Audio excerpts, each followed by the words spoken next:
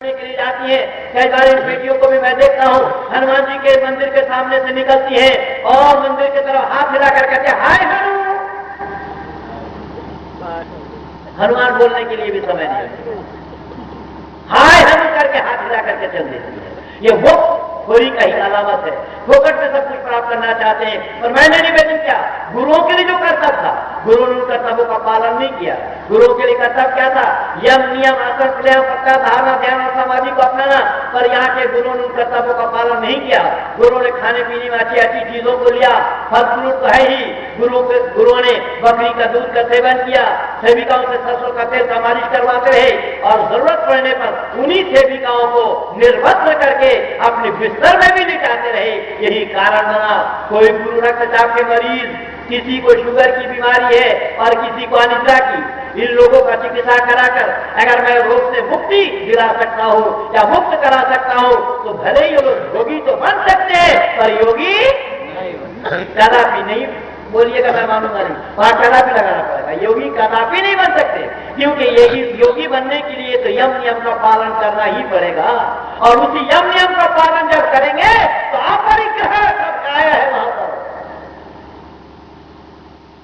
ऐसा सब ब्रह्मचर्य अपरिग्रह, अपरिग्रह के मैंने जरूरत से ज्यादा धन एकत्र न करना। रामदेव से पूछो, तुम योगी बने फिर रहे हो, तुमने इतना धन इकट्ठा क्यों किया? क्या ये योगी का काम है? मैं निवेदन कर रहा हूं, रामदेव के चेला हो चाहे जय गुरुदेव के चेला हो, कोई देव का चेला होगा। आइए जरा मेरी बातों को ध्यान से सुनिए। यही वो जय गुरुदेव है जो पिछले दिन क्या किया? दूरदर्शी पार्टी बनाया। इसने राजनीति पार्टी बनाई, जिस राजनीति का पार्टी का नाम रखा दूरदर्शी पार्टी। छाता लिए खड़े थे लल्लापुर आर्य समाज पे, क्षेत्रगंज में कार्यक्रम चल रहा था पुलिस कंट्रोल के समीप में, उनका जुलूस था। मैंने जय गुरुदेव को रोक करके पूछा कि आप तो वोट मांगने के लिए निकले हैं, पर आपसे मेरी प्रार्थना ये है कि आप जब दूरदर्शी हैं, आपने अपना पार्टी का नाम भी दूरदर्शी पार्टी रखा, तो आपको तो दूरबीन लेना चाहिए था, आपने छाता कैसे ले लिया?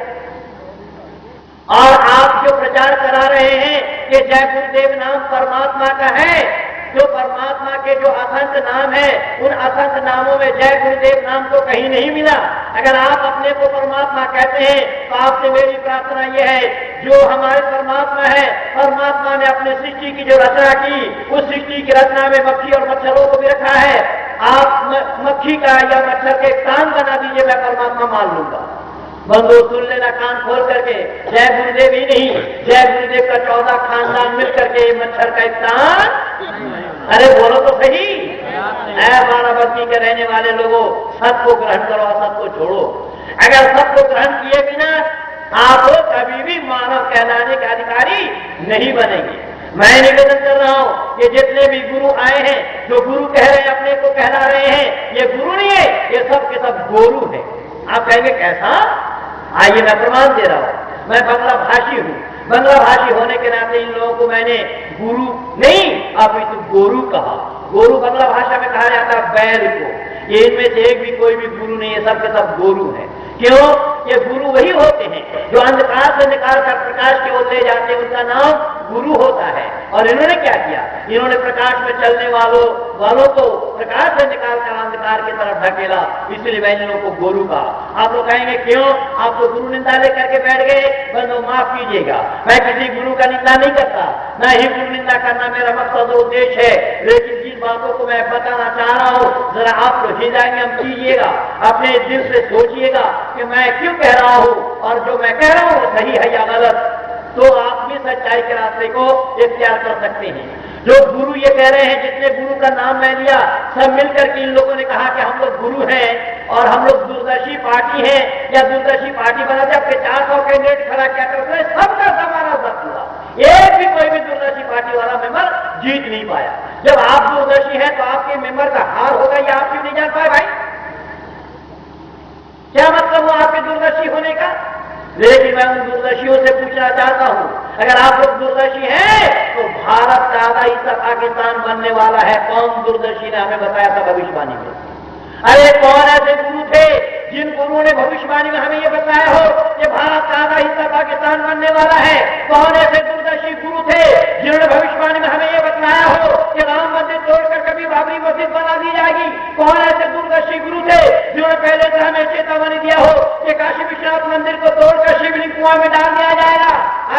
में मस्जिद बना दी जाएगी। कौन ऐसे दूरदर्शी गुरु थे जिन्होंने पहले से हमें ये चेतावनी दिया हो कि कंस के कारागार कृष्ण के जन्मस्थान को तोड़कर मस्जिद बना दिया जाएगा?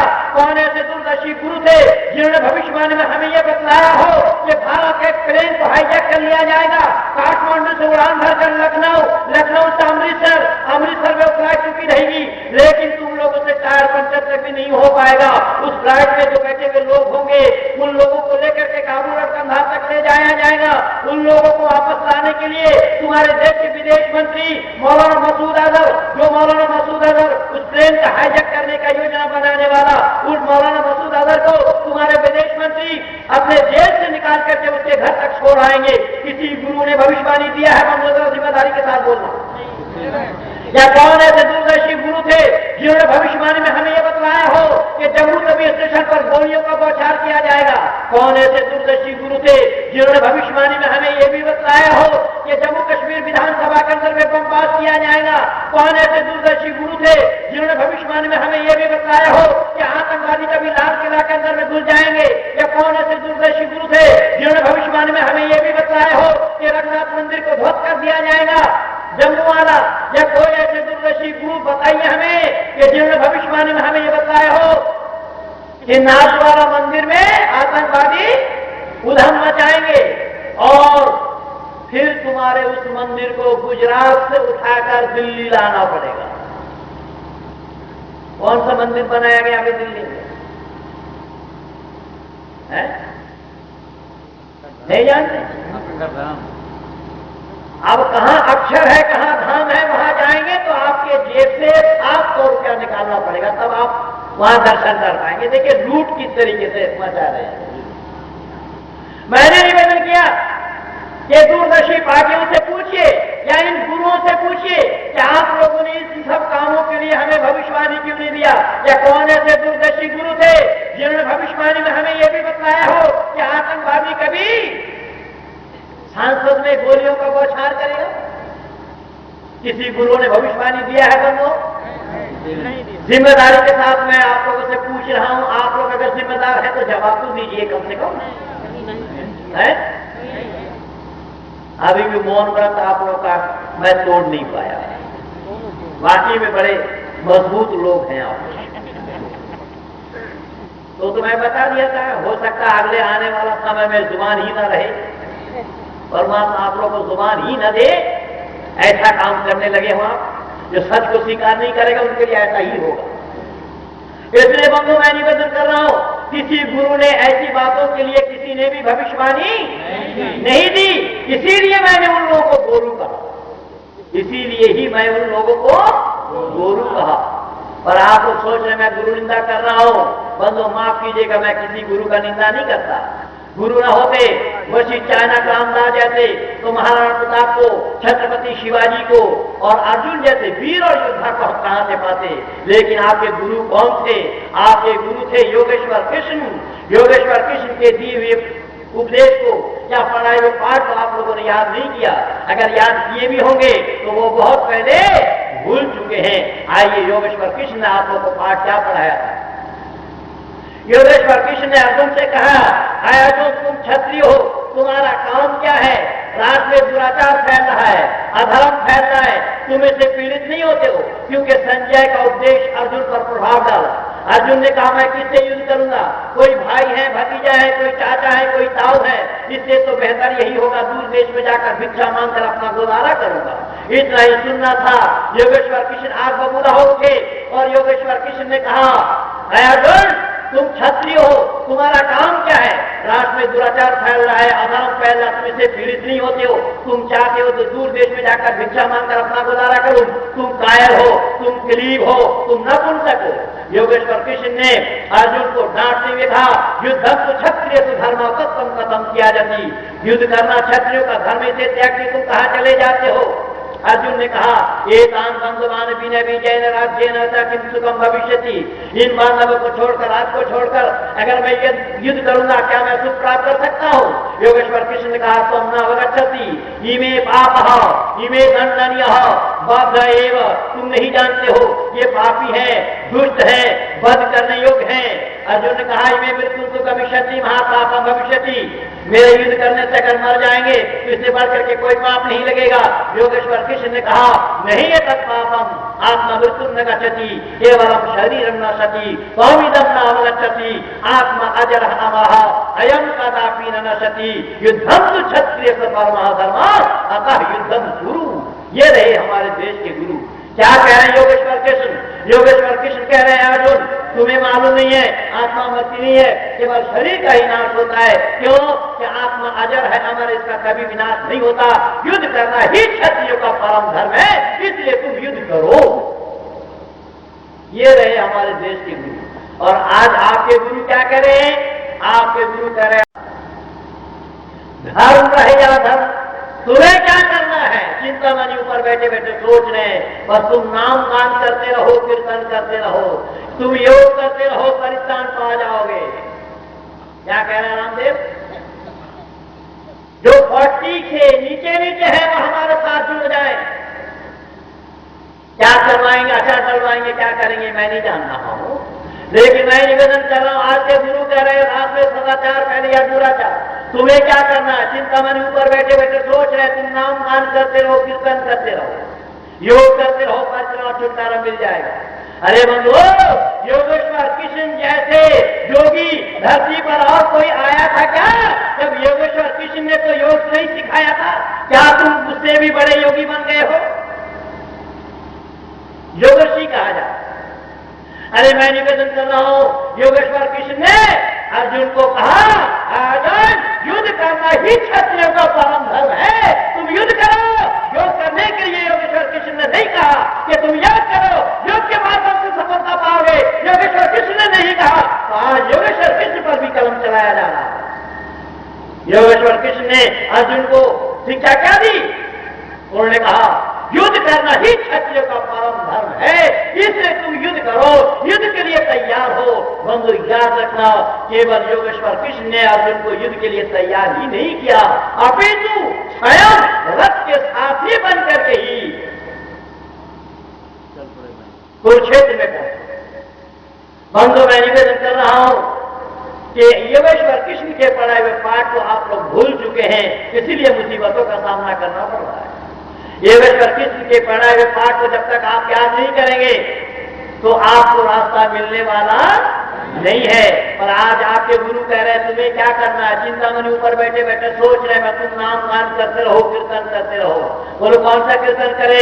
बोले हरे राम राम राम हरे हरे, हरे कृष्ण कृष्ण कृष्ण हरे हरे का माला जपो।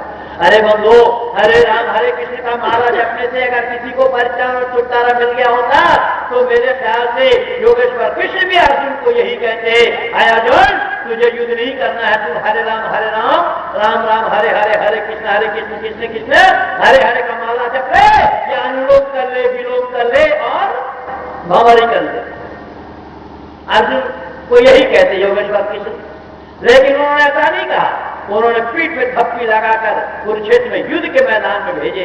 ये रहे हमारे देश के गुरु, लेकिन हमारे गुरु के पढ़ाए हुए पाठ को हम लोगों ने याद नहीं किया, इसीलिए मुसीबतों का सामना करना पड़ रहा है। कि जब गुरु के पढ़ाए हुए पाठ को आप लोग याद नहीं करेंगे तो मैं दावा के साथ कह रहा हूं कि ना आप बचेंगे, ना आपके आने वाली नस्ल और पीढ़ी को बचा पाएंगे। सब मुसीबतों का सामना इसीलिए करना पड़ रहा है कि आपने जिस सच्चाई को आपके पूर्वजों ने आपको दिया है, उस सच्चाई को आप लोगों ने तिलांजलि दिया है। उस सच्चाई से आप कोसों दूर हो गए हैं। उस सच्चाई को आपने अपने जीवन को उतारने का प्रयास नहीं किया है, इसीलिए सब मुसीबतों का सामना आप लोगों को करना पड़ रहा है। वरना आज भारत के बहुसंख्यक लोग परेशान हैं, जिनके द्वारा अल्पसंख्यकों के द्वारा परेशान है। अफसोस है, अल्पसंख्यकों के द्वारा बहुसंख्यक वाले परेशान है। क्या मतलब हुआ इसका? मतलब ये हुआ कि पाठ गलत पढ़ाया गया। पाठ क्या पढ़ाया गया? पाठ आप लोग को यही पढ़ाया गया, रघुपति राघव राजा राम, पतित पावन सीता राम, ईश्वर अल्लाह तेरो नाम, सबको सम्मति। अच्छा बंधु विचार करके फिर बताना कि रघुपति राघव राजा राम बताया, क्या हुआ इसका? क्या तात्पर्य है इसका? कि रघुकुल के पति है कौन? रघुकुल का पति किसको बताया जा रहा है? राम, राजा राम। तो जब राजा राम, देखिए वही मोहनदास करमचंद गांधी ही कह रहे हैं राजा राम, और उसी राजा राम को ईश्वर भी मान रहे हैं, उसी राजा राम को ईश्वर भी मान रहे हैं। कितना बड़ा दुर्भाग्य है इस देश का। ये बात गलत कराया गया। अच्छा, मैं मान लेता हूं कि रघुकुल के पति अगर राजा राम थे, तो मर्यादा पुरुषोत्तम राम का जब आगमन नहीं हुआ था तो क्या रघुकुल पतित हो गया था? रघुकुल के पति की ओर कैसे कहा गया? और रखने लगे, क्योंकि पाठ आप लोगों ने गलत पढ़ा। अगर पाठ गलत पढ़ेंगे तो कभी भी आपको सच्चा रास्ता मिलना संभव नहीं है। दूसरा बोली क्या है? पतित पावन सीताराम। पतितों का पावन है कौन? सीताराम। अच्छा, सीताराम जब एक का तो राम को परमात्मा माना जा रहा है, और सीता कौन थी? अरे बोलो तो सही, राम के पत्नी। तो ये परमात्मिनी है क्या?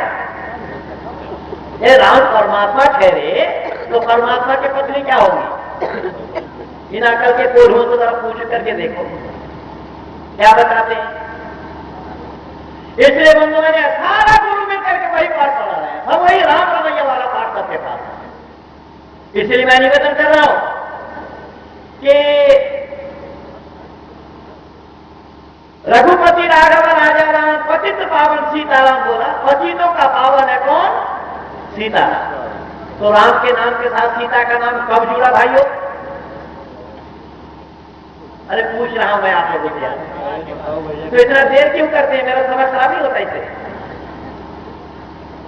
शादी के बाद, तो शादी के बाद सीता का नाम राम के साथ जुड़ा। तो जब शादी के बाद सीता का नाम राम के नाम के साथ जुड़ा, तो इसका मतलब शादी से पहले राम अधूरे थे। अगला शब्द क्या आया? ईश्वर अल्लाह तेरो नाम सबको सम्मति। बंधु मैं निवेदन कर रहा हूं, ईश्वर अल्लाह दो नाम एक न था, न है और न होना संभव है।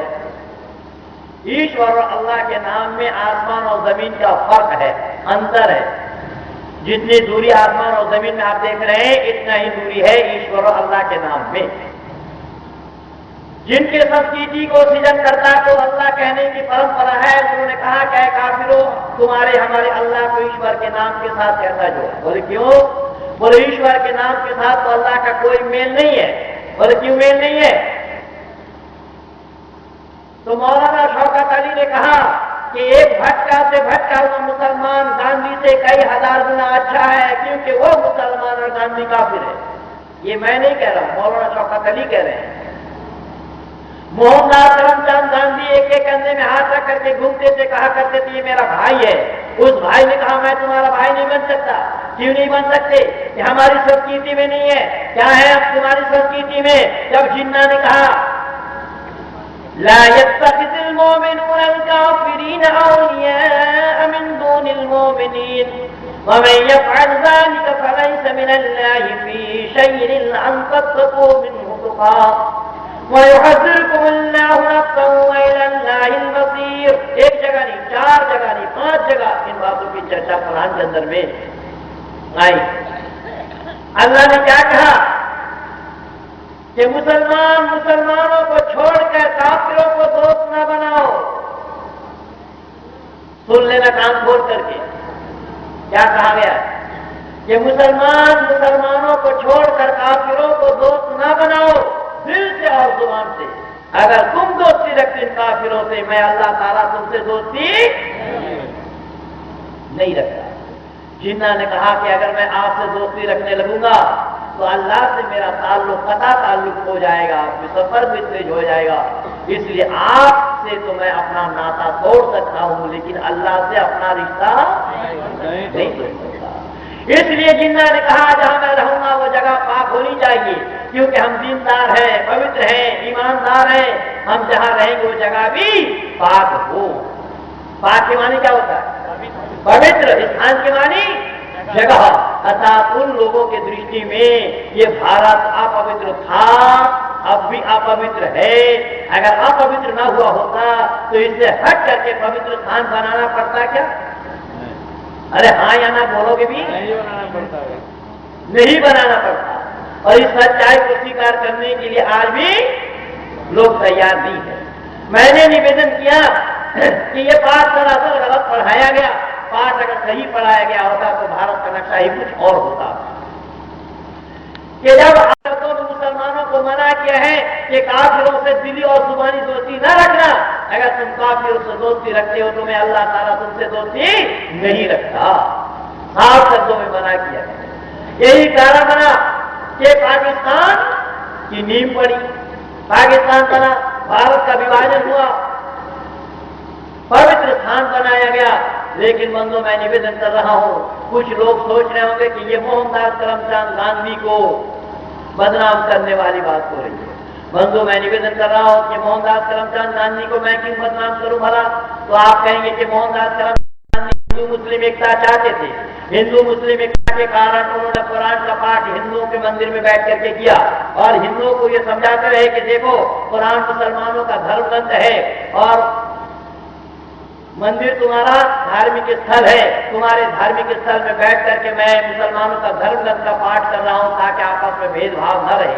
लेकिन बंधुओं, ऐ बाराबंकी जिला के रहने वाले लोगों, मैं आप लोगों की आंख में उंगली डालकर बताना चाहूंगा, अगर मोहनदास करमचंद गांधी हिंदू मुस्लिम एकता के कारण कुरान का पाठ हिंदुओं के मंदिर में बैठ करके किया और हिंदुओं को यही समझाते रहे मुसलमानों का धर्म ग्रंथ है, तुम्हारे धार्मिक स्थल में बैठ करके मैं पढ़ रहा हूं कि आपस में भेदभाव मिट जाए, तो मैं निवेदन यही करूंगा कि जिस तरीके से मोहनदास करमचंद गांधी ने कुरान का पाठ हिंदुओं के मंदिर में बैठ करके किया, उसी तरीके से गीता का पाठ भी तो किसी मस्जिद में चल करके करना चाहिए था।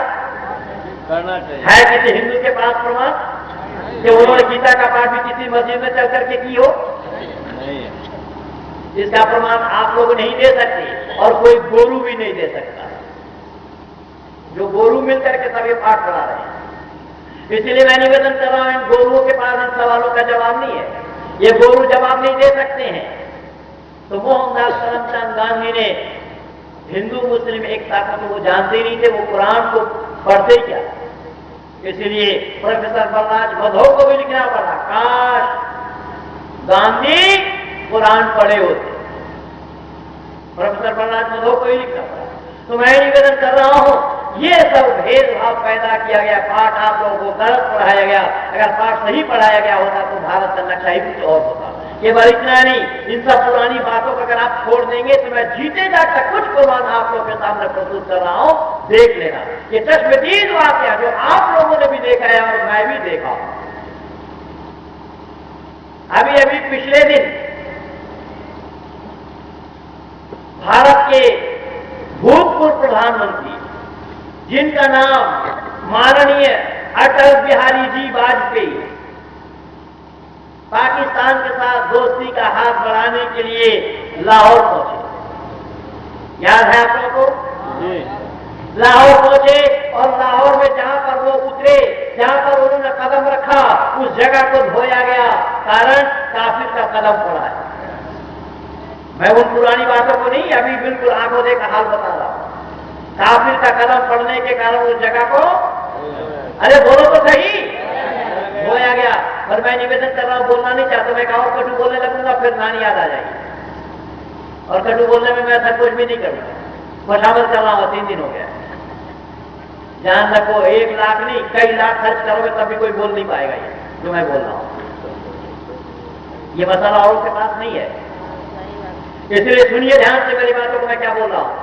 मैंने निवेदन किया कि अटल बिहारी वाजपेयी जी दोस्ती का हाथ बढ़ाने के लिए पाकिस्तान के साथ लाहौर पहुंचे और जहां पर उन्होंने हवाई जहाज से नीचे कदम रखा उस जगह को धोया गया। और उसी समय कारगिल वाला मसला सामने आया। मुशर्रफ उन दिनों में पाकिस्तान के सेनाध्यक्ष होते थे।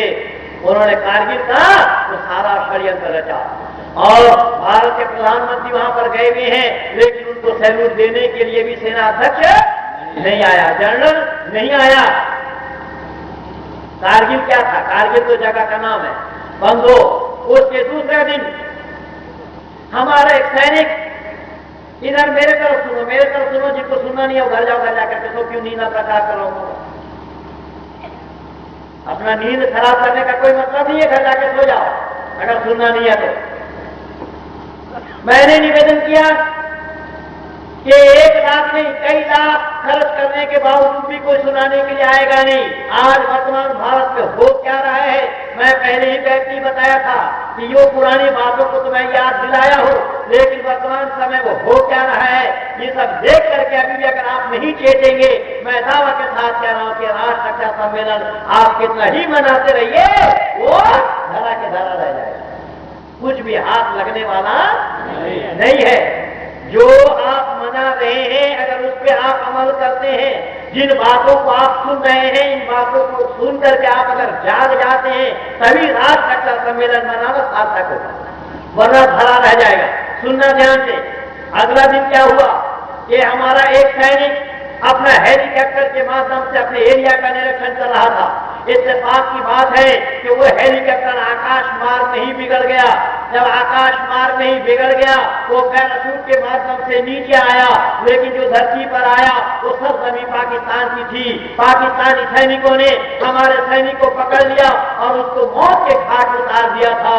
उसके 4 वर्ष का पुत्र ही उसका मुखाग्नि किया था। ये आंखों देखा हाल मैं बता रहा हूं। मोहनदास करमचंद गांधी इन बातों को जानते होते तो ये गलत पाठ आप लोगों को ना पढ़ाते। बंधुओं मैं निवेदन आप लोगों से कर रहा हूं और मैं पूछना चाहता हूं, जरा जुबान शुद्ध कर लो बोल करके, जो हेलीकॉप्टर बिगड़ने से पैराशूट के माध्यम से धरती पर जो आया हमारा सैनिक वो जिंदा रहने के लिए आया था या मरने के लिए? जरा जल्दी बोल। जिंदा रहने के लिए आया, लेकिन पाकिस्तानी सैनिकों ने उसको जिंदा रहने नहीं दिया। कारण काफिर है। और अल्लाह ताला ने कुरान के अंदर में जिक्र फरमाया वक़ातिलू हत्ता ला तकून फितनतुन व यकून अद-दीनु लिल्लाह, जब तक अल्लाह का दीन तमाम दुनिया में फैल ना जाए काफिरों को जहां पाओ ये कत्ल करो। केवल इतना नहीं, अब उसके अगले वाला दिन क्या हुआ? अगले वाला दिन पाकिस्तानी सैनिकों ने हमारे 6 सैनिकों को मौत के घाट उतारा। जो ऊपर पहाड़ के ऊपर कब्जा बनाया, कब्जा जमाया और नीचे हमारे सैनिक थे, और ऊपर से मार करना बड़ा आसान होता है लेकिन नीचे से वार करना बड़ा कठिन काम होता है। लेकिन वो भारत माँ के लाल हमारे उन सैनिकों को जाबाजों का कितना दाद दिया जाए, कितना धन्यवाद दिया जाए। उन्होंने प्राणों का बाजी लगा करके उन पाकिस्तानी सैनिकों को वहां पे खदेड़ा था, यानी जरा जल्दी बोलो जैसा ताली बजा रहे मतलब जुबान भी बजाओ। इसलिए मैं निवेदन कर रहा हूं, ये सब आंखों देखा हाल मैं बता रहा हूं। ये वाली जाए नहीं कि 6 सैनिकों को मारा। किन लोगों ने? पाकिस्तानी सैनिकों ने 6 सैनिकों को मारने के बाद फौरन अटल के घुटने में दर्द उठा। क्या हुआ? आनंद लो जरा, ये आनंद और जगह मिलेगा नहीं। आर्य समाज के मन से भी कोई नहीं सुना सकता महेंद्रपाल को छोड़कर। अटल के घर घुटने में दर्द उठा। डॉक्टरों ने कहा जी आपको नींद लग रही है, आप घर जाकर सो जाइए। डॉक्टरों ने कहा घबराइए मत, बदल देंगे घुटना। क्या करेंगे? घुटना बदल देंगे। बम्बई के ब्रिजगंडी में नर्सिंग होम में घुटना बदला गया। लगाते हुए आए दिल्ली और लगभग 1.5 महीने के बाद फिर लगड़ाते हुए कलकत्ता से बस लेकर ढाका पहुंचे। कलकत्ता से बस लेकर ढाका पहुंचे। जब ढाका पहुंचे तो उसके दूसरा दिन बांग्लादेश राइफल फोर्स वालों ने भारत के 16 सैनिकों को मारा। पाकिस्तानियों ने कितना मारा था? 6 और 1 7। और बांग्लादेश ने कितना मारा? 16 सैनिकों को मारा। बंधु मैं निवेदन कर रहा हूं, कौन बांग्लादेश? 3 बांग्लादेश ने भारत के 16 सैनिकों को मारा। भारत में आजाद करा। देखिए बहुत सुंदर पढ़े लिखे लोगों की, इसीलिए मैं बात करना चाहती हूँ, इसलिए मैं पूछना चाहता हूँ। ये पढ़े लिखे लोगों से बात करने में आनंद आता है। भाई साहब ने कितना सटीक जवाब दिया, अरे वो बांग्लादेश। वैसे भी बात दोबारा पूछा कि कौन बांग्लादेश? भाई ने कहा कि वो बांग्लादेश जिस बांग्लादेश को भारत के सहयोग से आजादी मिली।